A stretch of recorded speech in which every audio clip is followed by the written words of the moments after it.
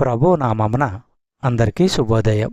సహోదరి సహోదరులారా, గడిచిన ఏప్రిల్ మాసమంతయు మనలను ఆశీర్వదిస్తూ తన కృప ఐశ్వర్యం చొప్పున నడిపిస్తూ మే మాసంలోనికి మనల్ని ప్రవేశపెట్టిన విధానం బట్టి కృతజ్ఞతాస్తుతులు దేవునికి చెల్లించుకుంటున్నాను.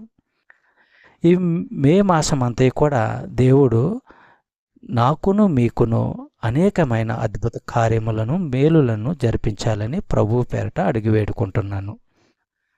ఈరోజు దేవుని వాగ్దానము ఏమనగా, ఆదికాండము 22వ అధ్యాయము 17వ వచనము మనము పరిశీలించినట్లయితే, నేను నిన్ను ఆశీర్వదించి ఆకాశ నక్షత్రముల వలెను సముద్ర తీరమందలి ఇసుక వలెను నీ సంతానమును నిశ్చయముగా విస్తరింపజేసేదను. నీ సంతతి వారు తమ శత్రువుల గవిని స్వాధీనపరుచుకొందురు. సహోదరి సహోదరులారా, దేవుని పట్ల విధేయత ఎల్లప్పుడూ దీవెనలు తెలుస్తుంది. గలాతీయులకు రాసిన పత్రిక 3వ అధ్యాయము 16వ వచనము మనము పరిశీలించినట్లయితే, అబ్రహామునకును అతని సంతానమునకును వాగ్దానములు చేయబడిను.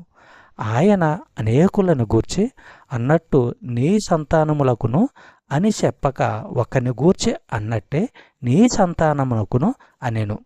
ఆ సంతానము క్రీస్తు. సహోదరి సహోదరులారా, దేవుడు అబ్రహాముకు చేసిన వాగ్దానాలకు క్రీస్తు వారసుడని పౌలు యొక్క భావము. ఆయన అబ్రహాము సంతానము.